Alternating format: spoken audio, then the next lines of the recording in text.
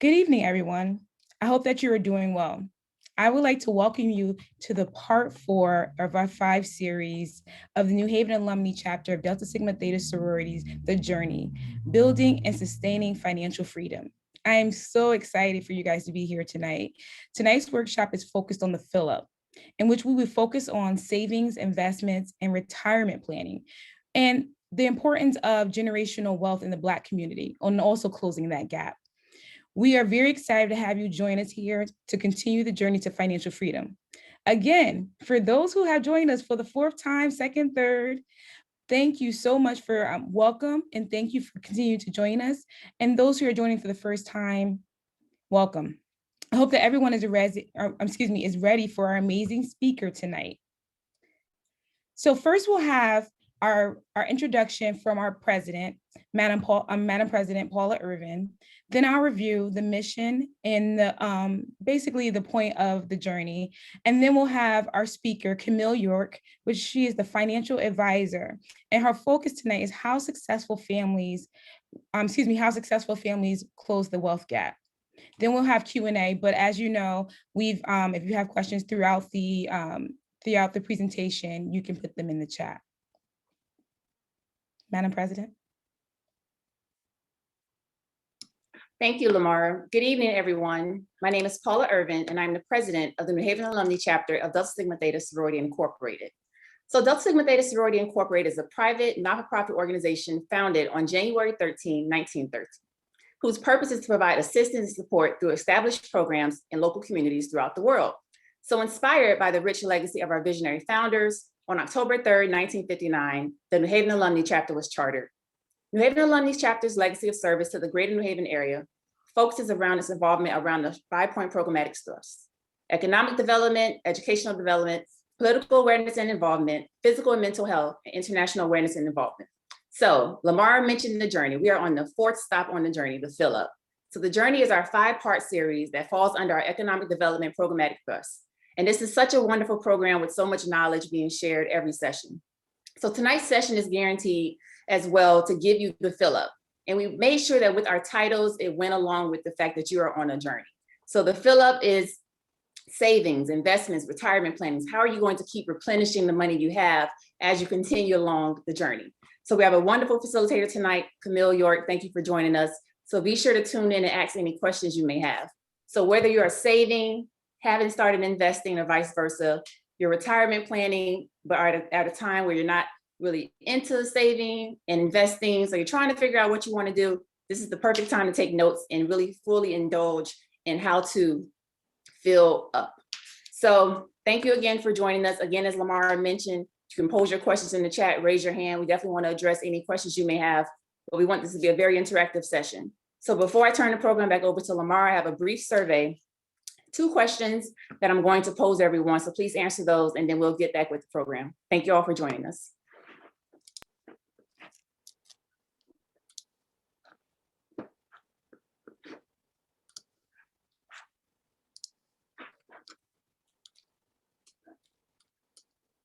So we'll give about a minute for the questions in the poll.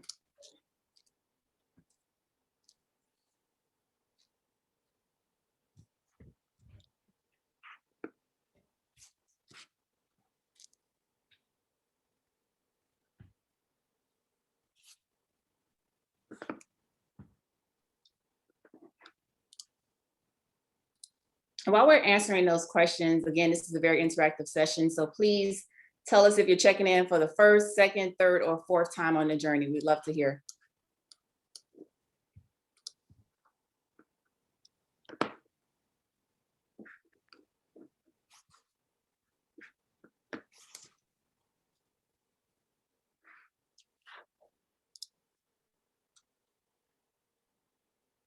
All right, about 10 more seconds. Have about 82% complete.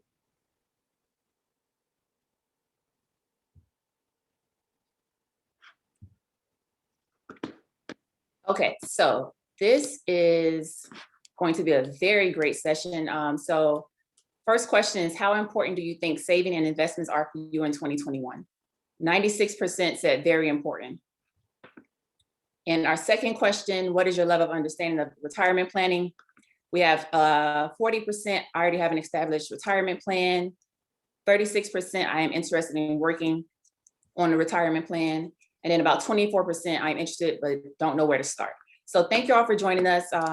Excuse me, I thought I was sharing the results, but we are going to fully jump into this, and Camille York, take it away. She's going to be able to talk to the retirement savings and investments. Thank you all. Good evening. Thank you to Sora Russell and Sora Irvin for the lovely welcome. Super excited to join you all here today. Sora Russell, are you going to go over, are you going to set the room, or do you want me to jump right in? Yeah, I mean, I would like, I can go ahead and provide a little brief background of the program, and then also a little bit about you. So they need to know all the amazing things you've done in the past to get you where you are today. So first, in regards to just kind of brief overview, because I know we have a lot of return participants. So thank you again. The mission of our series is essentially to empower our community members and provide them with the tools for financial literacy and centralization and advocacy. So throughout this entire journey, we provide you with the tools and the resources that you've needed to move forward, or continue on that journey, just to know where to start. And we hope that you have been utilizing the resources we provided, reaching out to the speakers. And, if you do have questions, please reach out to us and we can provide you with that information. So basically, that's what our goal has been, to empower you, provide you with the tools you need and the education you need. So on this journey, again, we've been away. So thank you for keeping with us. We've started in January with the start, where we have the goal planning, financial planning, entrepreneurship, which is an amazing program. And then we had the roadmap, understanding where you are. So that was the budgeting and debt management, which is key along your journey in regards to credit and everything, and understanding where you are with that. The last workshop that we had was really robust program, was the keys and home ownership. And I know that I'm in that phase for me. So that was really important for me. So I hope that a lot of people received a lot of information they needed. And today we'll be talking about the fill up, savings, investments, and retirement planning. And also, the last workshop, May 19th, last but not least, which is really important to kind of solidify everything that you've been doing, ensuring your wealth and estate planning, just to make sure that everything that you worked hard for can continue on with your legacies.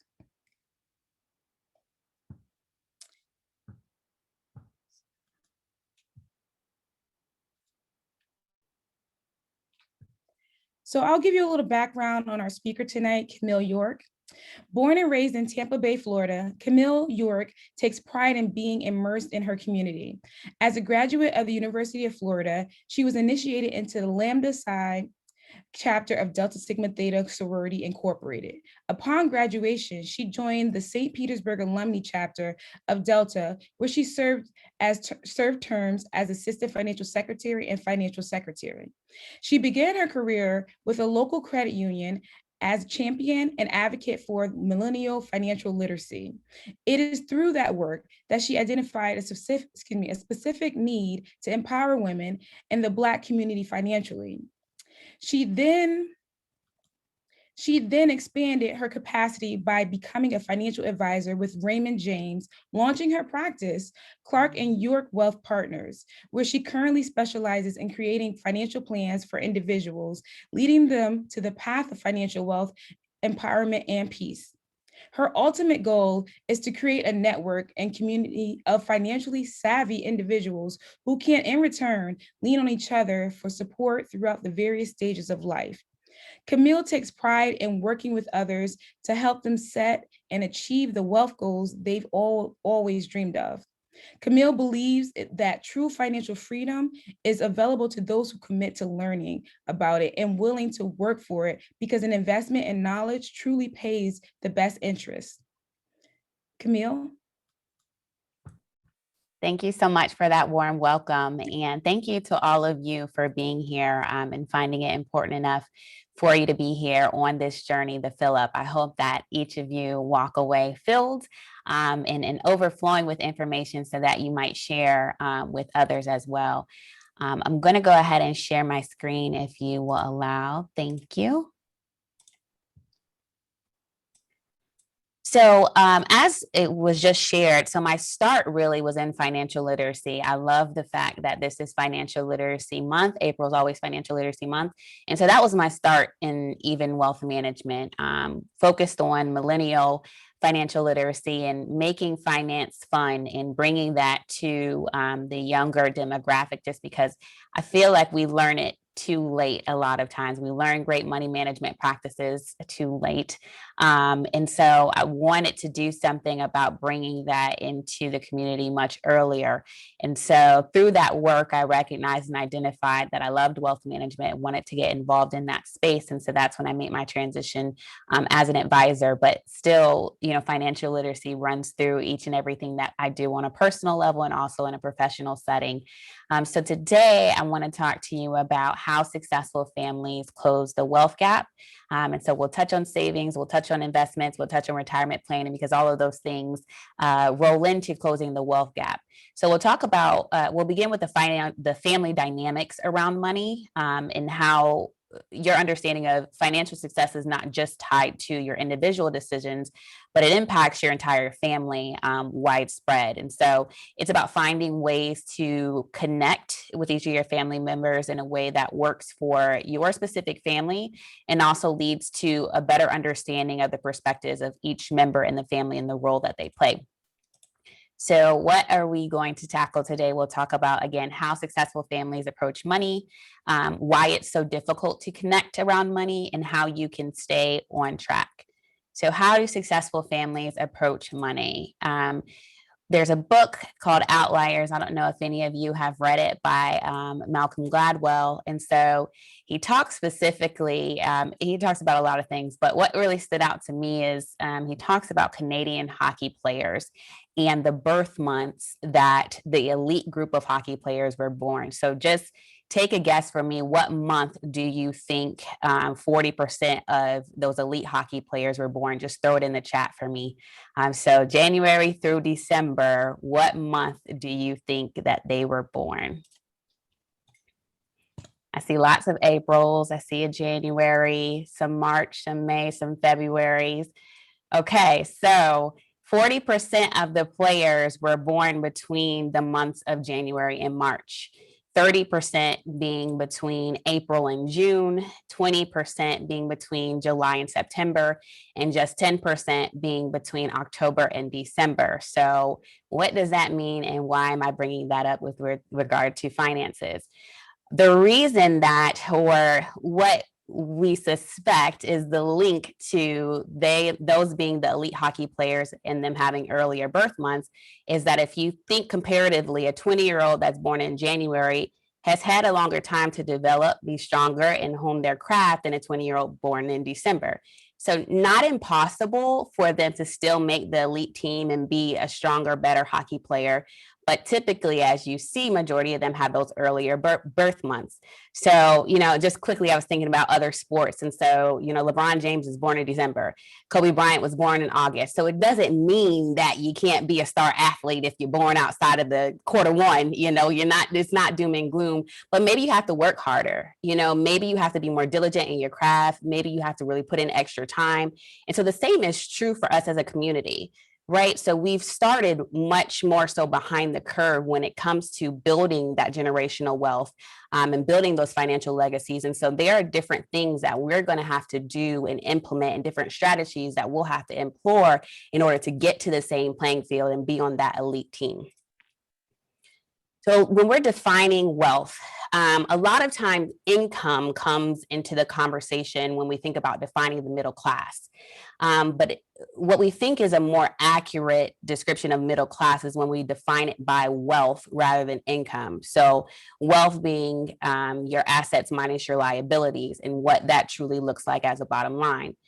So when we look at with durable goods or without durable goods, regardless, Latino and Black families would need to earn 2 to 3 times as much as white families in order to even enter the middle class. If we were to truly define the middle class in terms of wealth, households would need to earn, or would need to own, not just earn, but own between $68,000 and $204,000 in wealth to even qualify for middle class. So think about everything that you own: retirement plans, houses, cars, own equity, minus all your liabilities. So, any of your debt, credit cards, student loans, all of those things. Would you be able to truly define yourself as middle class? And so that is a more accurate representation that 70% of Black and Latino households would fall below that 68,000 threshold that would be needed to be defined as middle class, whereas only 40% of white households would fall below that middle class threshold. So let's take a deeper look and now look at the household wealth gap. So this chart goes through trends from 1983 until 2013. So there isn't any more recent data, but it gives a really great illustration to show that 2007 to 2009 is what is known as the Great Recession period. So most of us all remember that, the housing bubble, the big crash and all of those things. What is interesting about this chart is you'll see, so although white families are represented, or white households are represented by the dark line, the dark blue line, Black households by the red line, and Latino households by the teal line, all households had a significant decline in household wealth from that 2007 to 2010 gap, so that Great Recession. However, Black and Latino households were the only ones to go beneath where they were in 1983 and steadily decline from that time frame. So it is, safe to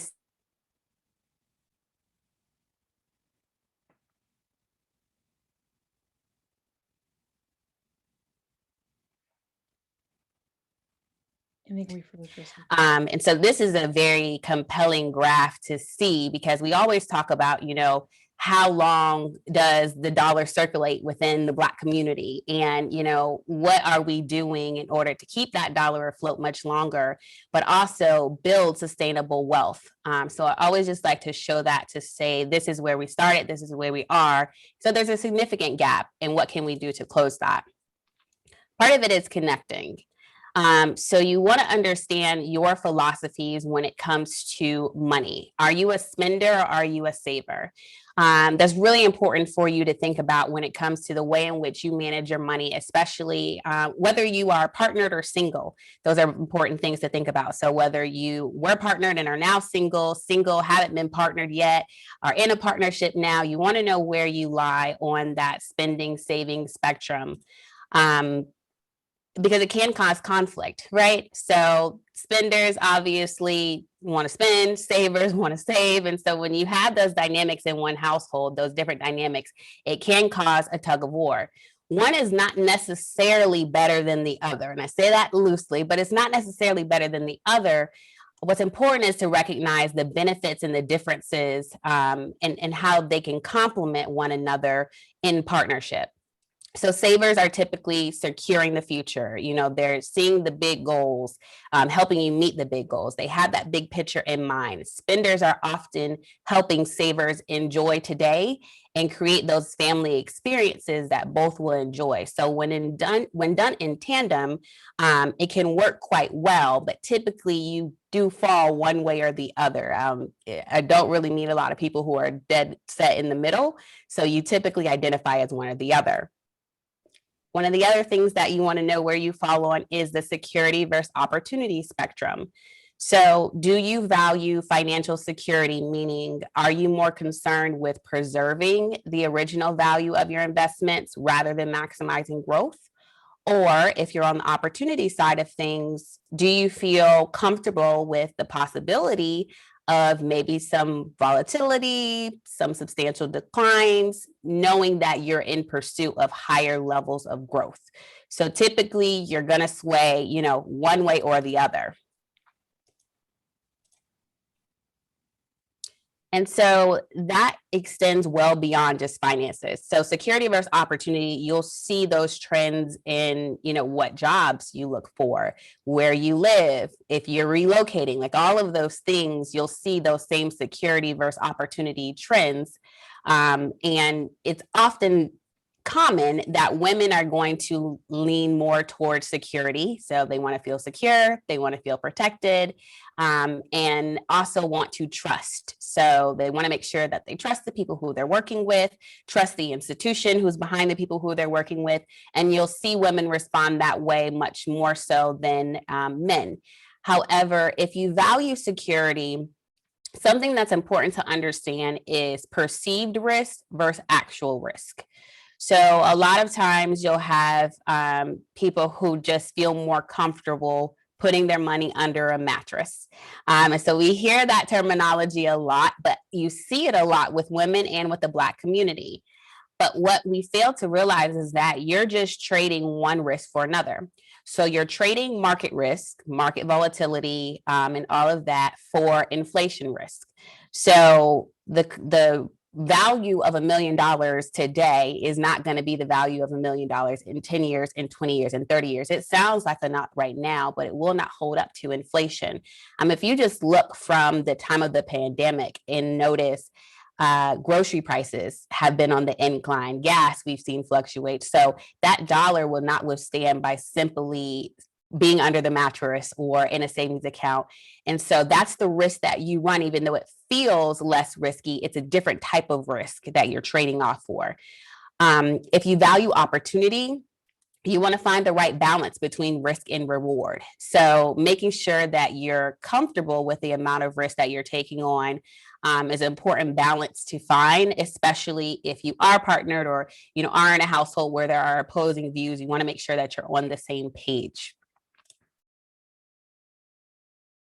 So families don't talk about money. And that is one of the biggest hindrances, is that a lot of times it is just not a table topic. So privacy is usually a big concern among parents, especially nowadays. They don't want their finances or the bank account statements to end up on social media. And I get that. But there has to be a healthy way to start that conversation with your children. A lot of parents also don't want to diminish their children's motivation to work or their fiscal responsibility by sharing what the true household finances are. But it's important to start them with a savings account, start them investing, start having those conversations so that they know those concepts already, and that they become innate in their livelihood and their lifestyles. So when we think about, we took a survey of parents who feel comfortable talking to their children about finances. 71% were in some way reluctant and 29% were not reluctant. And I would be willing to bet, I don't know the demographics of who was surveyed, but willing to bet that people of color more likely than not fell more into that 71% of being reluctant and then that 29% of being willing to share with their children. Communication is super important, whether you are open or closed off about money. One of the times that you see it impact families the most is after a loss. And so it's so important to get clear about end of life wishes, what assets are currently available, and make sure families are all on the same page when it comes to legacy planning, because that is usually when you tend to see the most tension. There are a lot of celebrities who have passed away without wills in place. And so then things go to probate, and you'll talk about that in the next session. So I really encourage you to be there for that estate planning session. But that is where it really starts to hit home, is when no one has reviewed a will or a will is not in place and no one understands what the true legacy wishes were. So when it comes to financial planning from the household standpoint, you want to know your money habits, you want to know your risk tolerance, you want to know your communication style, and identify whether or not you need to make any adjustments in any of those areas, or how to successfully still invest and save regardless of where you fall on that spectrum. Education is another really important one. So you all are here getting the education that you need. And one of the things that most people always say is that, they wish they would have known more earlier. They wish they would have started earlier. And so when you are able to impact younger generations, always take the opportunity to do so that they don't have the same regret that you might have or others might have about, I wish I would have known earlier. From a generational view, these are the differences in what each generation has on their plate. So millennials are typically saving less money, making less money, and managing student loan debt. So they're really just getting started, getting the foundation, getting the principles underneath their belt. Gen Xers are concentrating on being a good spouse, partner, child, sibling, friend, caring for children, sometimes caring for parents, dealing with income gaps between men and women. And so those are my squeeze generation. So they're managing competing priorities, and they just got a whole lot going on in a lot of different places. And so that often takes a toll on the financial management. For baby boomers, oftentimes they have a less than ideal savings balance or retirement balance. They're relying more on Social Security for their income, and women are living longer than men, which, if it were not planned for accordingly before retirement, can take a financial drain on the portfolio. So there's all conversations that you want to have well before you reach that period, because it does have financial implications. So how do you stay on track? What does that look like? 75% of your current salary is what you generally may need to have a comfortable retirement. So clients always ask, what do I need? What's my number in retirement? It differs per person. There is not one magic retirement dollar amount that I can tell you this is what you need for retirement. It truly depends on what your income is now and the lifestyle that you want to lead in retirement. But a good rule of thumb to say is 75% of what your current salary is. That's what you will need multiplied by how many years you plan to be in retirement. So everyone wants to retire early. I haven't met anyone that says, no, I want to work for the rest of my life. But when you retire early, you will need that money to stretch much longer. So 75% of your income multiplied by how many years you plan to be in retirement. So your retirement income looks like pensions, which aren't necessarily much of a thing anymore. Those have really gone away, but that they can make up a significant portion of your retirement income. Wages, oftentimes people will pick up, a secondary source of income in retirement. So a little part-time job or a business that they own, that they will have some income coming in. Social Security usually tends to make up the largest portion of that retirement income, and then coupled together with your savings.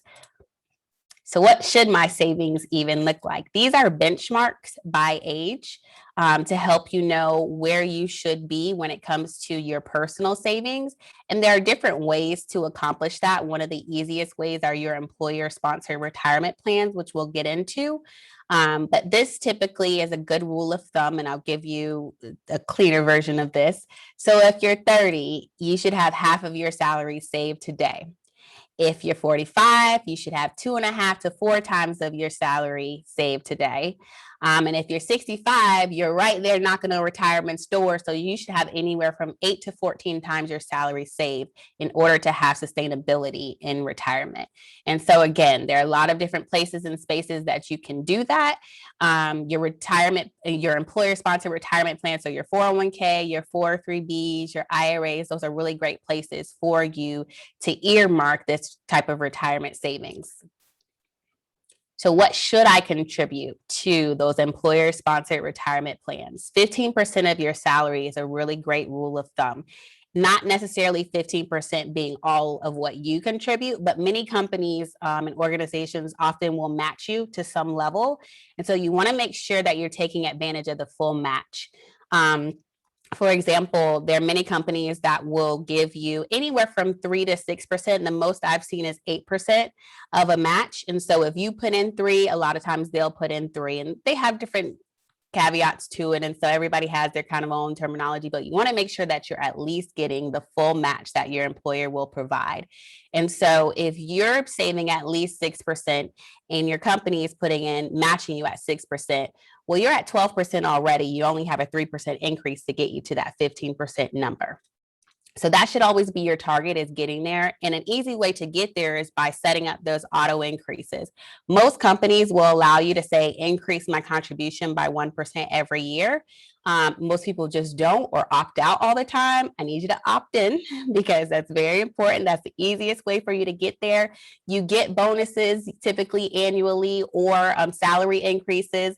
And so do it in tandem with those, so it won't feel as much, you won't feel as much of an impact when you do it, but it's an easy way for you to reach that 15% number. So why would I do that? What does that even look like? It looks like this. So if you look at the orange dashed line in comparison to the orange solid line, the orange solid line shows a 25-year-old that makes 6% steady contribution. So every year from age 25 to age 65, they contributed 6% of their salary to a 401k or some type of employer-sponsored plan. They ended up with 5 times their salary at retirement at age 65. Now, a different 25-year-old started at 6% and increased their contributions by 1% every year until they reached 15, and they coasted at 15. When they got to age 65, they had 12 times their salary saved. And so you can see it makes a huge difference, just that 1% increase every year to get to that 15%. So it may feel very minuscule now and arbitrary or not important, but as you can see, what really matters is when you get to retirement, that dollar amount that you've built up, that nest egg that you have. And so it makes so much more of a difference when you just increase that 1% every year to get to that 15% goal so that you have your multiple saved when you're in retirement. Camille? Yes. For you. Sure. What happens if you're in your 30s or 40s and you feel you are just reaching your career goal with a new employer? Does that delay your benefits of retirement? Can you read that again for me? I'm sorry. No problem. What happens if you're in your 30s or 40s and feel you are just reaching your career goal with your new employer? Does that delay your benefits of retirement? It shouldn't. What you can do, and especially when you get to age 50, you can start doing what's called catch-up contributions. So when you feel behind, there are different places and spaces that you can start tucking away money, especially if you say, you're getting to a certain place where you've reached a career goal. To me, that means you probably are at a salary that is something that you've been working towards. So you probably have some more discretionary funds. You just need to start saving more aggressively to make up that time. So all hope is not lost. If you're like, hey, I missed the 25 boat, now I'm at 30, you have so much more time until you reach retirement. But a lot of it looks like how you're invested, and we'll talk about asset allocation in the next slide, but also the amount that you're contributing. So thank you for that. Thank you. Compounding. Compounding is your friend, and that is why we say the earlier the better. And so I'll show you some of the differences here and what that looks like. If you start for the first 10 years of your working career, contributing $500 a month to an account, and then made no contributions after those first 10 years, you'd probably end up around $650,000. And so this illustration is also keeping in mind that you're contributing to a tax deferred account. So like an IRA, an individual retirement account that's earning a 7% annual rate. So I'll put that out there. It's not just under the mattress or in a savings account, it's being invested. Comparatively, if you didn't contribute the first 10 years of your working career and then started at age 30, same $500 a month, you'd be at about $580,000 at age 65 in retirement. Now, if you contribute that $500 a month, all 40 years of your working career, you'd be at 1.2 by retirement. And so this just shows the power of consistency. That's what the number one thing is. So a lot of times, those contributions to retirement are the first thing to go. When money gets tight, we decrease our 401k contributions, or we stop contributing to an IRA. Those usually are the first things because it's not immediate, right? So we're not feeling any immediate gratification. So they're the first thing to go because we'll worry about retirement later. But it has such a major impact down the road when we start sacrificing those little things. So the earlier the better, yes. But what also matters is your allocations. So a lot of people want to know, how to be invested. Most times, if you don't select anything in your 401k or 403b, they will automatically put you in something that's called a target date fund. They have different names for it. So like a life cycle fund, target date fund. All it means is that it's more aggressive the further out you are from retirement because you've got time for some market fluctuation and all that stuff.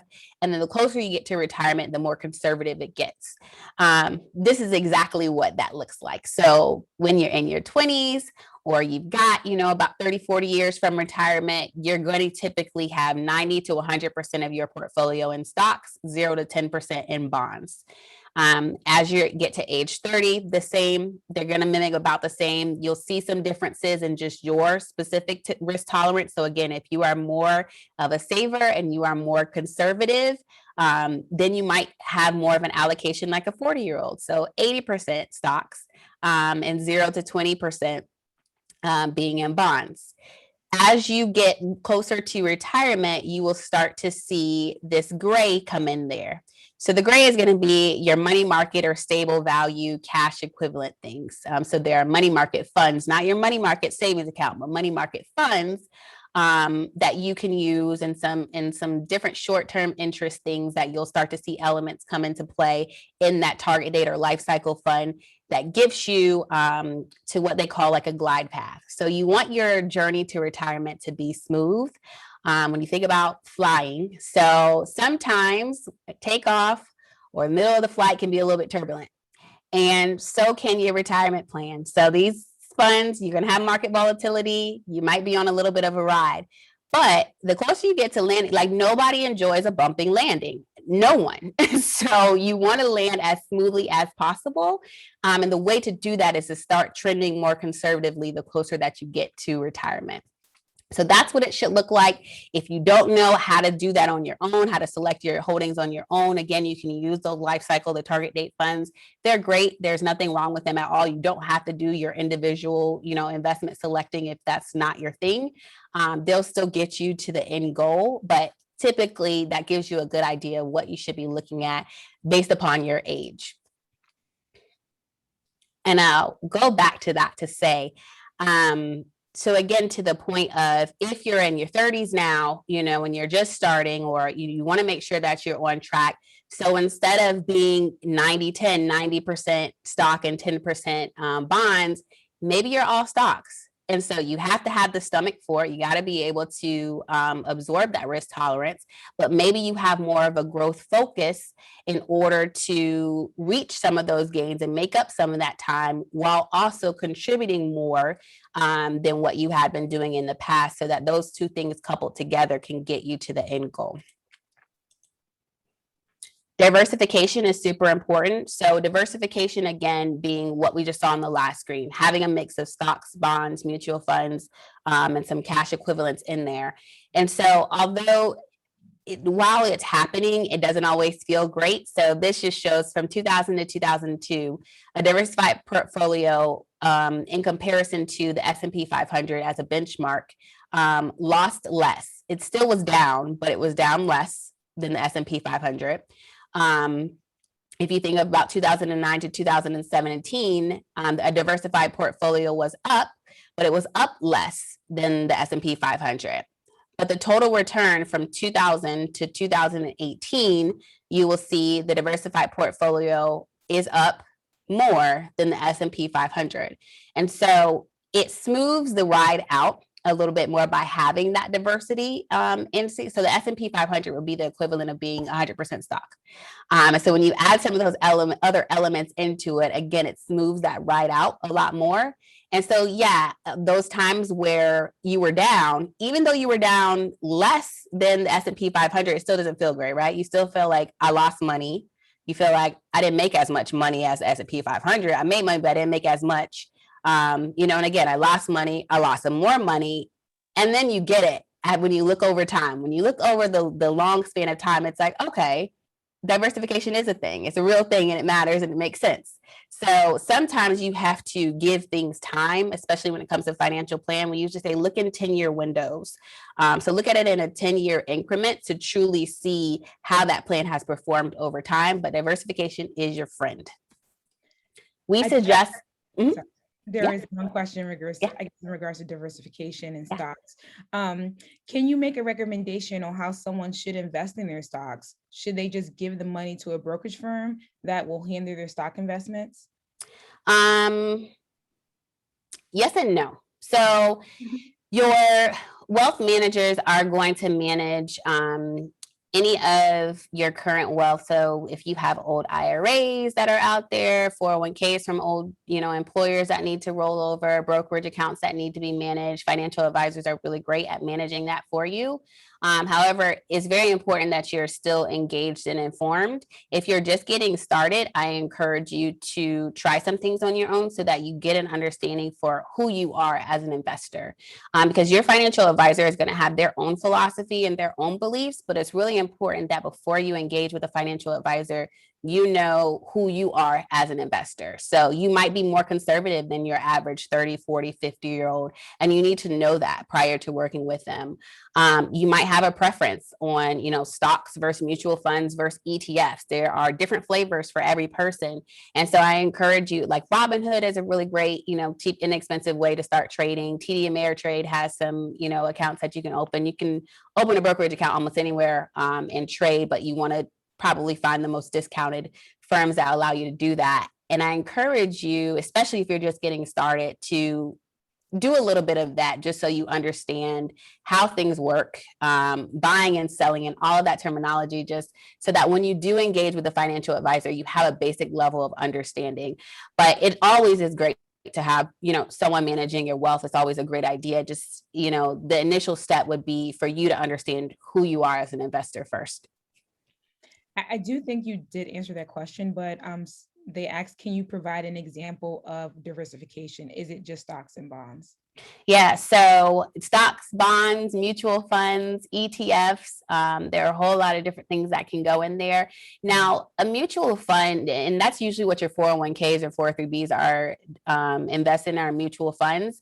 And so those are diversified within themselves. So it's really a pool of different funds within that mutual fund that has some equity or stock tilt, that has some bond exposure. So those have diversification already baked into them, which is why a lot of people just lean to mutual funds, because it's an easy way to get some diversification without having too much stock market exposure, or having those individual holdings, which can be a little bit more exposed than if you have the shelter of the mutual fund. So mutual funds are the easiest way to get some diversification because it's already built into them. You have to be more proactive in building that. If you're buying individual securities, then you have to do a little bit more homework doing it that way. Homework is key. You definitely have to do your research. Yes. So are we good on questions? Yes. Okay, cool. You want to live on anywhere from 70 to 80% of your salary. So the rest will be your savings goal. And I'll touch on debt management a little bit. I know you guys did a debt management session, but it's financial literacy. So I want to make sure that we touch on it as well. But if you can, you want that to be your threshold of only living on 70 to 80%. And so what I think is very timely is that a lot of times, we hear these things and it's hard. Two, we don't always understand the importance of it, but if nothing else, the pandemic taught us just how quickly things can change.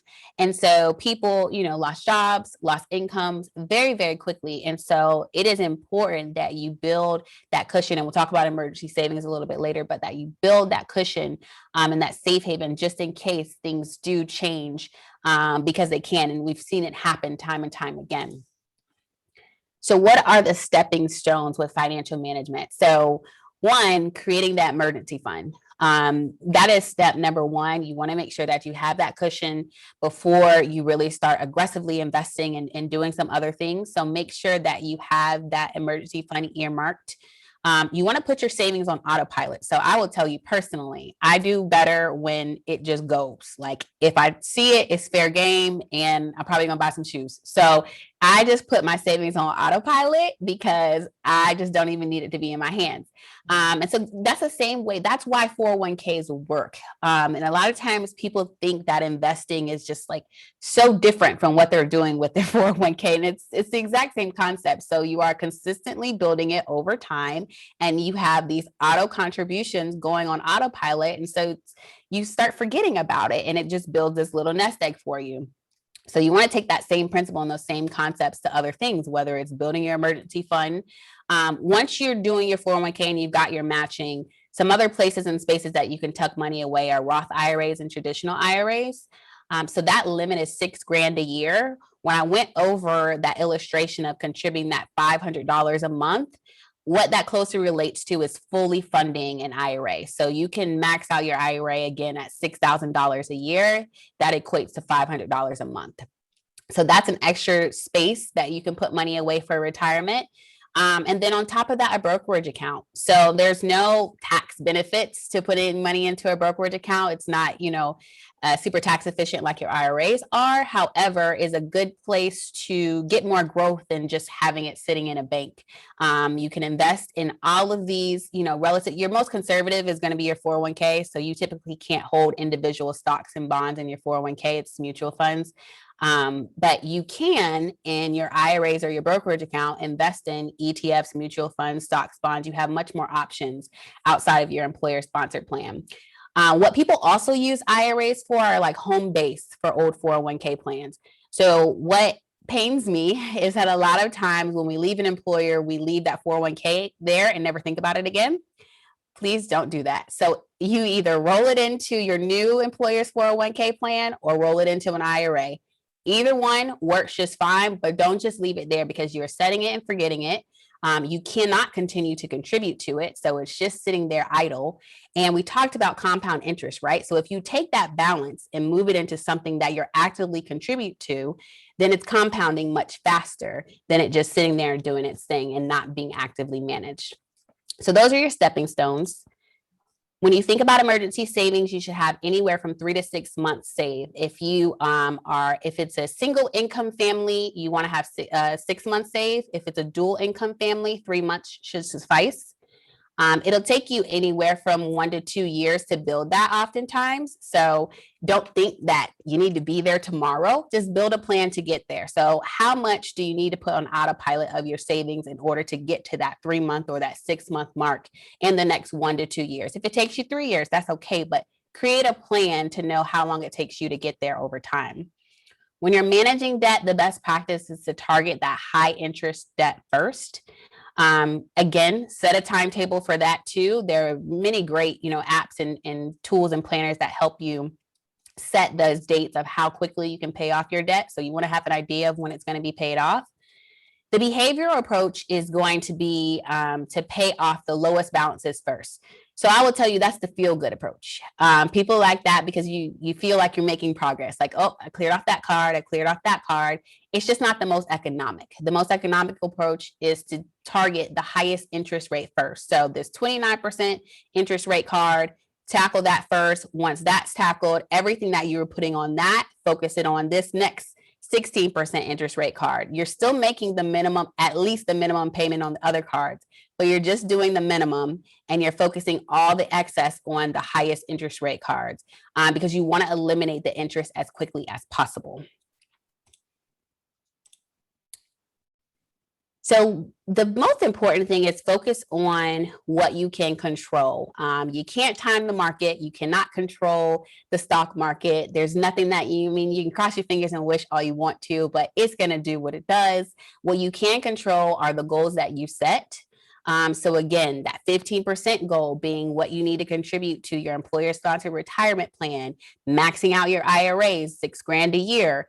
Set those financial goals, live within your means. So that 70 to 80% of your salary or income, you want to stick to that. Save early and regularly, invest appropriately, and know where you stand. So you want to review your situation at least annually. Oftentimes when I ask people, how much are you contributing to your 401k? They don't know the number or even know a ballpark. So we got to get better with that, making sure that we're reviewing all of our financial accounts at least on an annual basis to know what our numbers are and know where we stand. Something that Mint, I love Mint, the app Mint. Something they just started doing, which is great, is managing your subscriptions. So I would not have known, but Spotify just started charging more money. And I was like, what? So I only know because Mint was like, hey, you've had a difference or uptick in your subscription payments. And so those are the little things, a lot of people like to do auto pay with their bills. See, that's the one on auto pay that got me. Most of my bills I don't do on auto pay for that reason. I know my internet bill just went up too because I pay that one manually. So if you are an auto pay person, it's all the more important for you to make sure that you have a pulse on what subscription or what those auto pay payments that are increasing, can you call and get discounts? A lot of times you can call your service providers and get them to decrease it, apply whatever coupon special they've got. And so that's why it's really important for you to go over those things at least annually, if not every 6 months, so that you know where you stand financially. Educating yourself. So I said it so many times, you want to make sure that you're getting that education, educate. There are many different podcasts or books that you can read. Because we live in such a digital age, education is at your fingertips. It really is. So it makes it so much easier for you to get plugged in and get the information and knowledge that you need. So make sure that you're tapping into those different places and then continue the conversation. So certainly don't let this be, the end of the conversation. I know that there's a session after this in May, but also make sure that you're talking to other people about this. So whether they are friends or siblings, like I am that person. I asked all my little cousins at holidays, have they started contributing to their 401k? What are they contributing? Like I'm that person and I'm okay with it. Why? Because I want my family to be better. I want us to have financial wealth. I want us to be able to leave a legacy. And so I do not mind being that person asking those questions. And so be that person. Ask the questions, make sure that we're having the financial conversations that we may have never received and wish we would have had, and make sure that we're doing a bit to change the future. So to stay on track, make sure you have your retirement savings, your emergency reserves, you manage your debt, and the action that you can take right now, get organized. Make sure that you have all of your financial documents in a central place, whether that's, digitally, there are a lot of digitally secure places that you can store it, or have a safe or some accordion file that you have all of your tax returns and things of that nature in.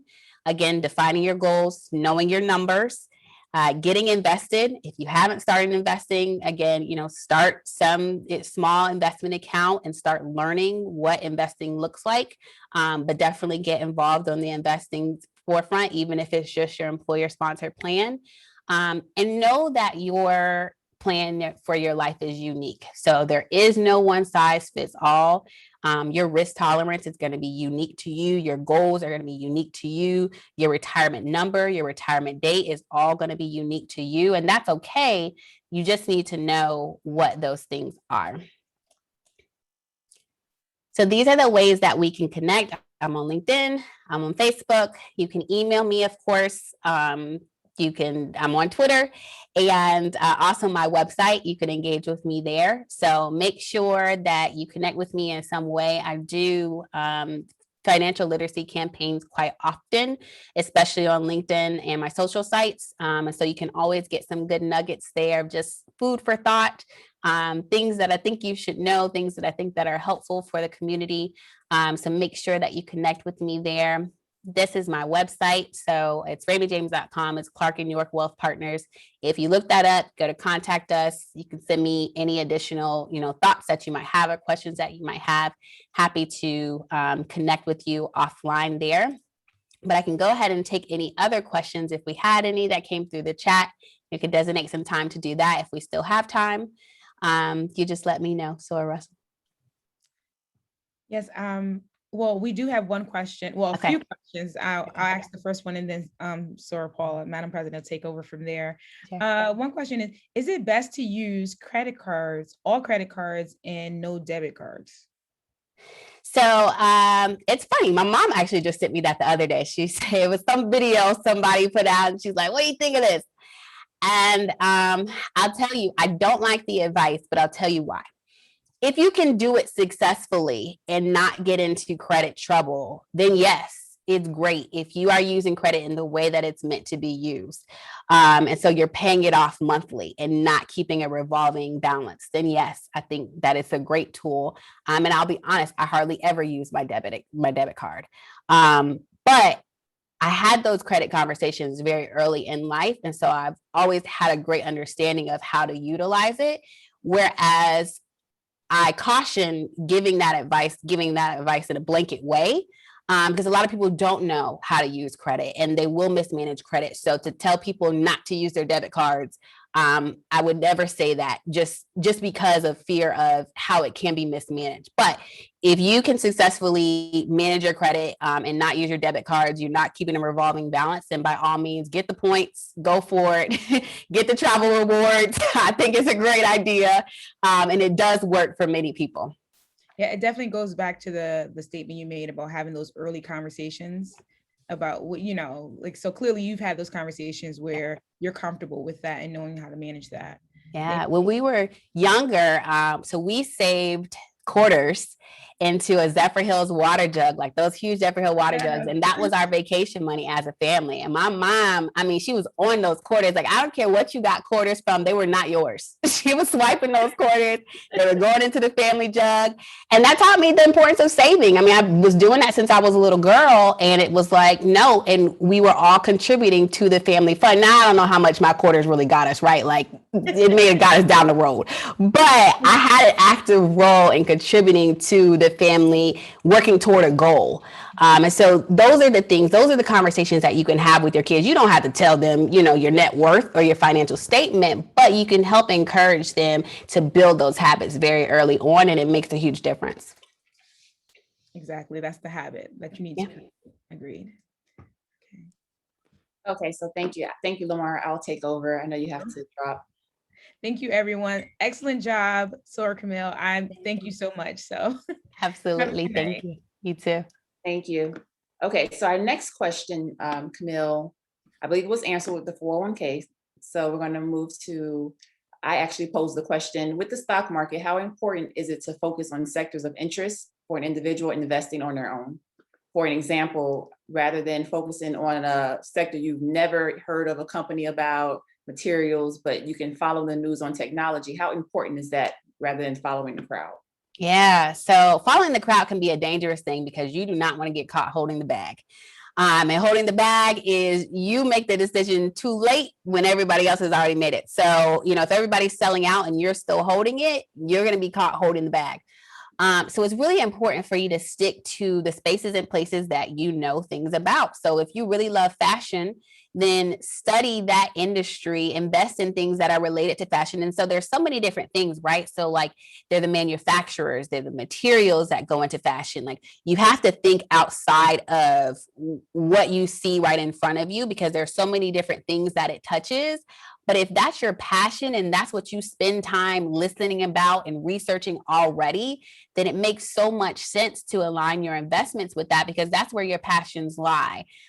So it can be easy when you hear GameStop pop, and you're like, okay, I want to get in on that.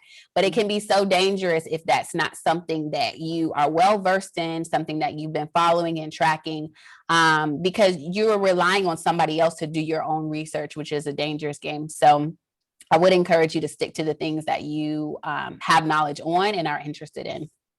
Yes, thank you. I know you mentioned dangerous games. That escalates the risk levels for sure when you just mentioned GameStop. Okay. So our next question is, are there tax penalties for moving an old retirement account into a new one?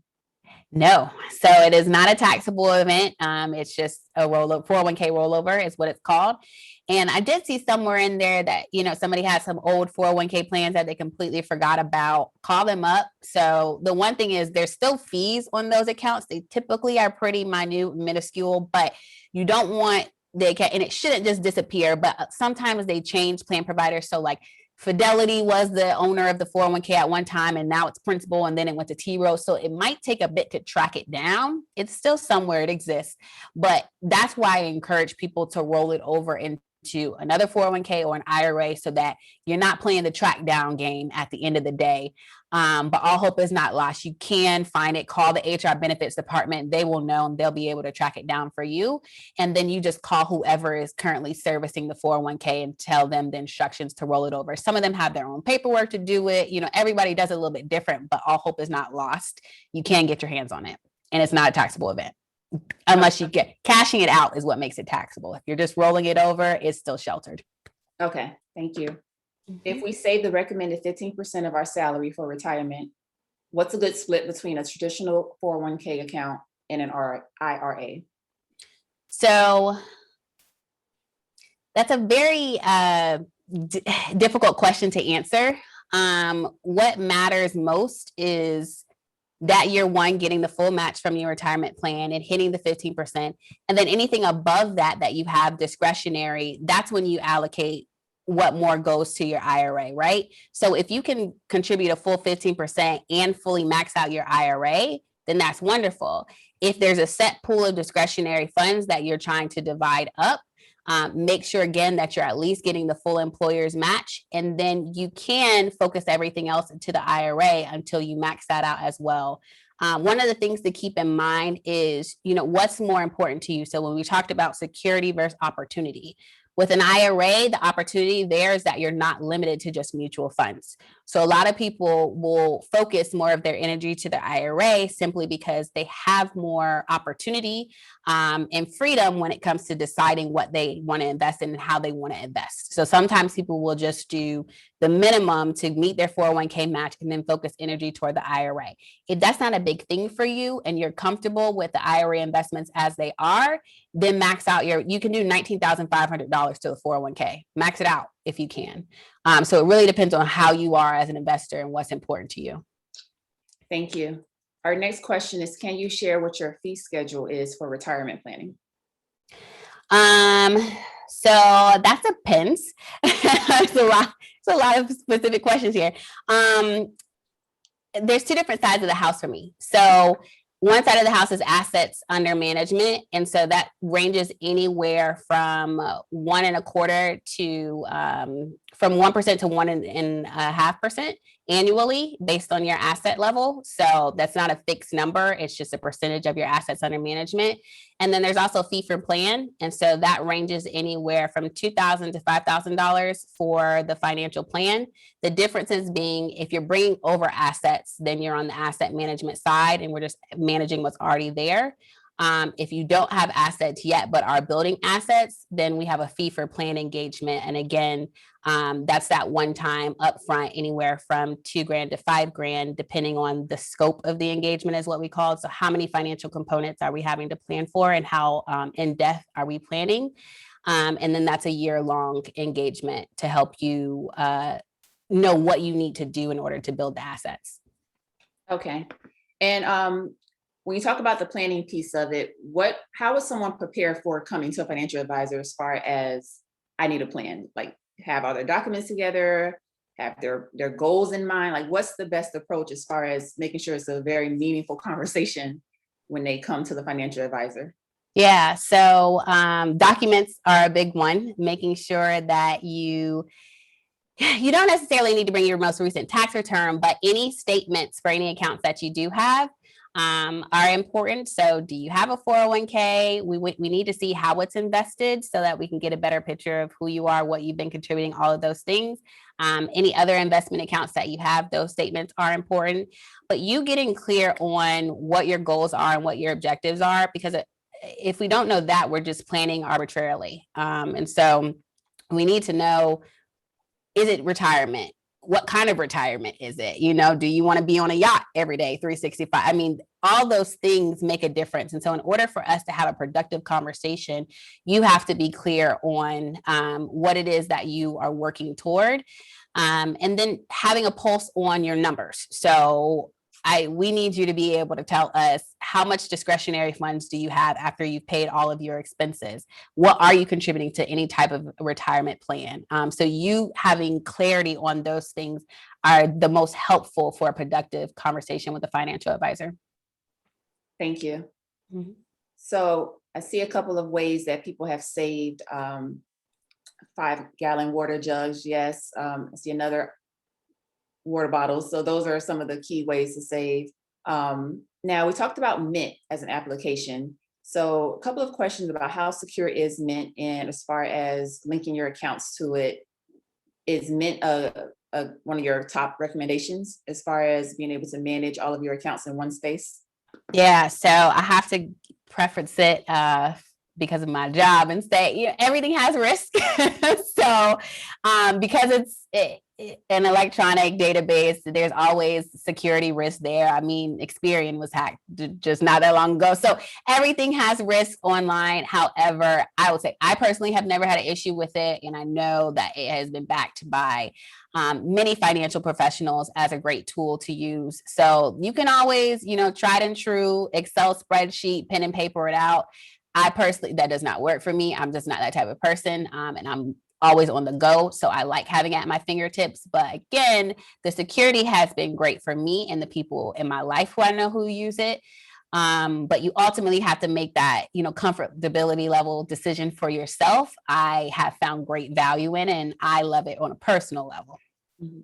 Yes, I agree. And I would just also say that if you are using any of these applications online, just be sure to enable the two-factor authentication. That's going to just make sure that whenever the account is being logged into, you'll get either a notice via email, your phone. It's going to make sure it contacts you some kind of way just to make sure you are the person that's logging into the account. So I would just make sure, even for your existing financial accounts, that you have that enabled to be sure that you're not missing any logins. That's a great point. Our next question is, can you recommend some resources to learn more about financial planning and investing? Yeah, so Rich Dad Poor Dad is always a really great starting book if you haven't read that. That's incredible. Jen Sincero has a really great line of money focused books that I love. Clever Finance Girl is really, really great. She's got some, and there's another one. It's Journey to Something is the podcast. I can't remember what it is. And 2050 Trailblazers. Those are really great podcasts to listen to. I wish I'll look up the Journey to one, but those are really great things for you to listen to. I love the Robinhood Stacks podcast. They're super quick, give you what you need as in regards to investing. So if you're like just getting started with investing, they help you understand and digest what's going on in the world. So what's going on in the world? How does it relate to, investments? And they give you the highlights of things that are going on. There's also Women in Wealth. It's a Wall Street Journal podcast too that I like. But you'll learn as you go, right? So I'm not as much of a podcast person as I am. I love listening to Bloomberg. I love reading. And so I'll do more of that than I will listen to podcasts because it's just not my thing. But I know many people that love podcasts. And so figure out what is your preferred method of digesting information and then go from there. Yes, I think that's a great point because, like you said, some people like to read. They might wake up in the morning and read an article or a podcast or even watching a YouTube video. So different ways to learn. Our next question is, are ETFs a good way to start investing in stocks in terms of mitigating the risk levels? So ETFs are a really great hybrid between stocks and mutual funds. Journey to Launch, I'm going back to that one, is what that financial podcast is called. But so they're really good. They're positioned very well in between because like stocks, you can trade them throughout the day. But like mutual funds, it's a pool of investments. And so it does provide you a little bit of shelter from full market exposure of like individual stocks or bonds. So I like ETFs. We use ETFs in a lot of our portfolios. And so I think they can be a very good tool for you to use to get some of that market growth, but still have, a little bit of shelter from the exposure. It depends on what ETFs you're investing in. Now, I'll give you that caveat too, because everything has risk, but they can be a very good vehicle to use. Yes. Thank you.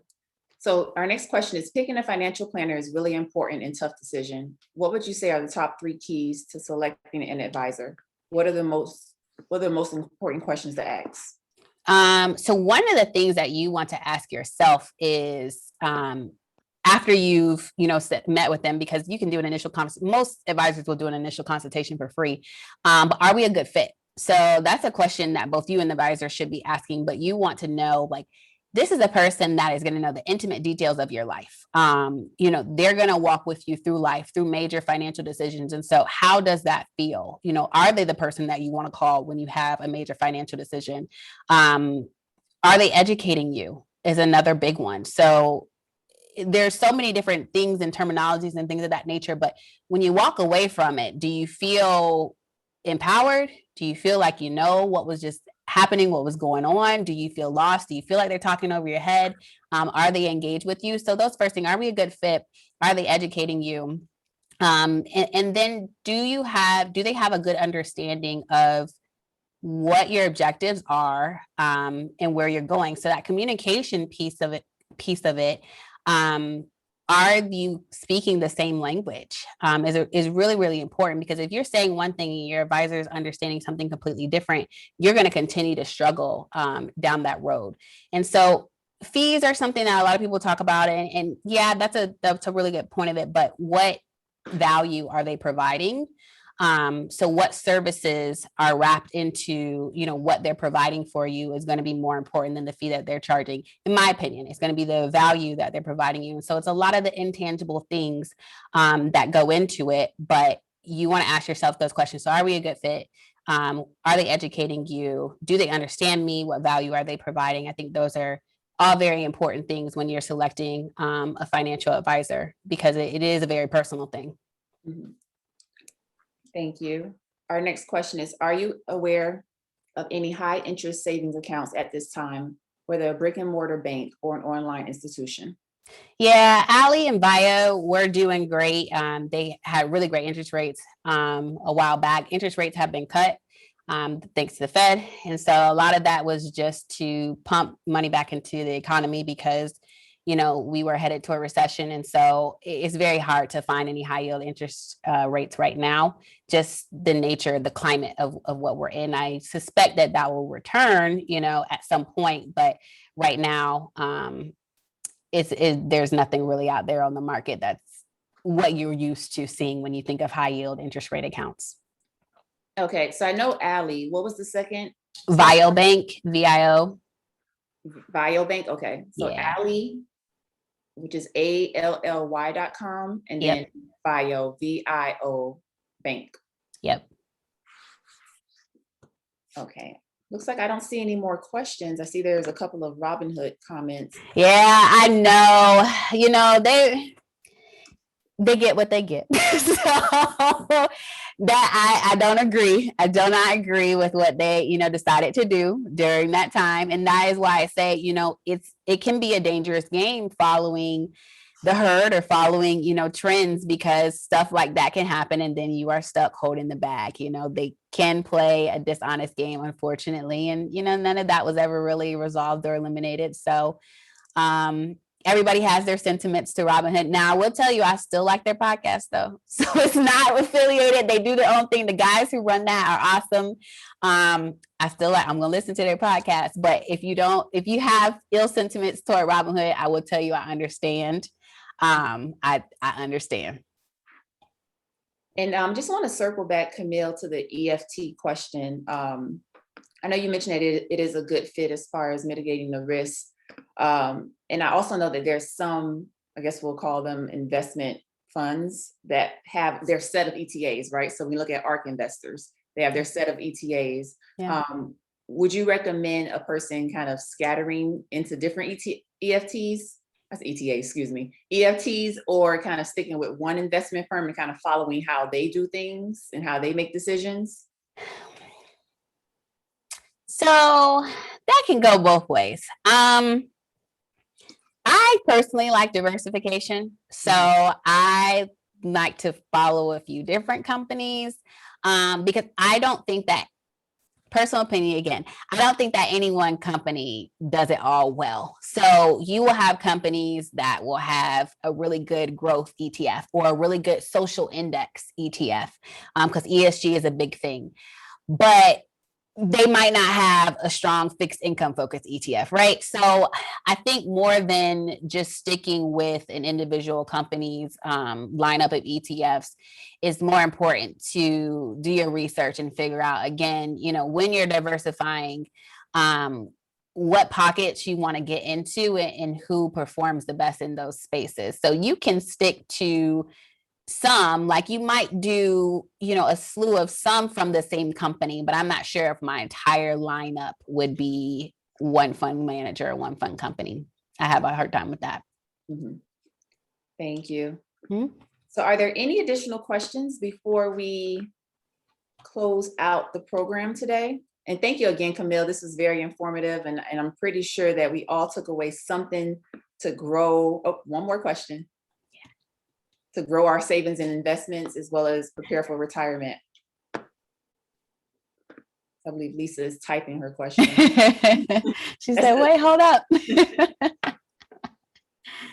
So we'll give her one moment to type that question. No, it's great. And again, if you guys think of anything else, either filter it through the New Haven Alumni chapter or reach out to me directly.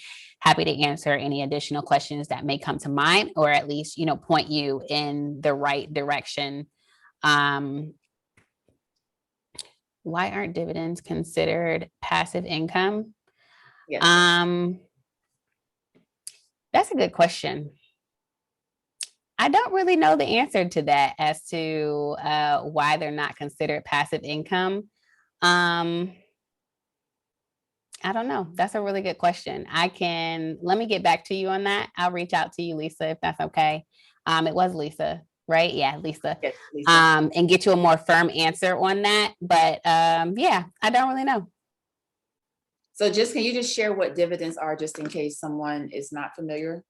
Yeah, exactly. So typically, some companies offer dividends to their stockholders once you see performance of the company. So if they've had a good earnings for that year, some individual stocks will pay you a dividend as a shareholder or someone who holds the stock, just as that's part of what you receive from owning the stock. So dividends are your quarterly payments. Typically, they're paid per quarter as share in holding the stock. And just wanted to add as well, I do know we talk about investment styles. There are some people that strictly, have stocks that pay out dividends, and that's their approach with investing. They would rather invest in companies that are going to pay me quarterly, and they don't want to trade every single day with different companies. They say, I'm going to stick with those companies that are paying dividends. So maybe that's the next question here. What do you think about portfolio? Okay, so what do you think about portfolio strong in dividend stocks? Yeah, so again, I think it's different strokes for different folks. Dividend paying stocks have been a tried and true method of investing, especially from an income standpoint. So where it really works well is when you're using those dividends to supplement your income on a regular basis. So you see that strategy work really well, especially for those who are in retirement. Typically, they are just living off of their dividend payments. So it works really well in that instance. What I don't see as much are younger investors focused on dividend investments. They're more so focused on growth. And so both can work really well. Again, it depends on your objectives. And that's why it's really hard to give general financial information, because it depends on what your objectives are. But dividend stock portfolios can work very well, especially a lot of those companies have been around for a long time, like Walmart pays a dividend, and a lot of those companies are tried and true. And so they're solid, which is what makes them very attractive. Thank you. And one more question I did see come across is, are you accepting new clients? I am. So yep, still accepting new clients. Go to my website or send me an email, and happy to work with you on your portfolio.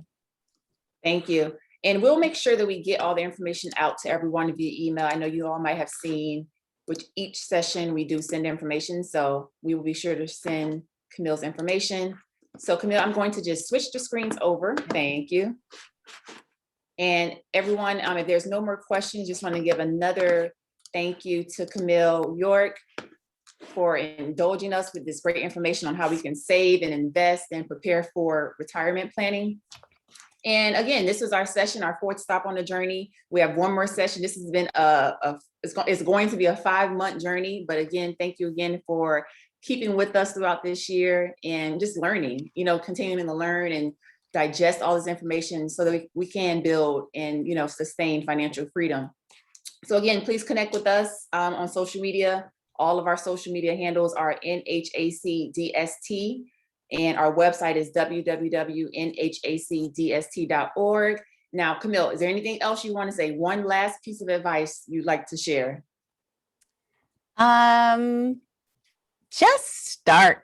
You know, if you haven't started, start somewhere. If there's one thing that I said that can make a difference, just make sure you walk away with at least one thing that either you're going to implement, you're going to tweak, or you're going to share with someone else. So you got 3 options: either implement, tweak, or share with someone else. Implement, tweak, or share with someone else. So if we could just drop in the chat before everyone leaves, what are you going to do? Implement, tweak, or share with someone else after leaving this session? I'm going to share. I'm going to all 3. Okay, I'm going to do all 3. But definitely I'm going to share and just make sure, you know, everyone knows that this is possible and it's definitely attainable. I think we oftentimes get so geared into one direction. So we're so focused on investing that we don't think about saving, or we want to think about saving and don't think about investing. And then retirement plan is out of the picture, right? Because when you think about, oh, that's years from now, but you still have to consider every single aspect of, you know, your future life and how you're going to maintain that. That's great. That's such a great point, Paula, that we fall into tunnel vision and you got to keep a pulse on all of them. So I love that.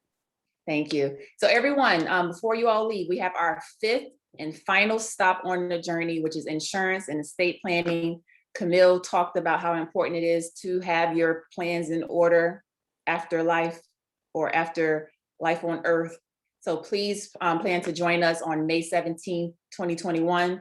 We have insurance and estate planning by Karen Bellamy from Farmers Insurance, as well as a Salem coachman from Financial Architects. And if you all were joining us on the first session in January, we had a Salem with us. So you all know how great she was then. So if there are no more questions, we'd like to thank you again for joining us. We hope you all found this information valuable. And again, we will be sure to share all the information and the recording via email. Thank you all.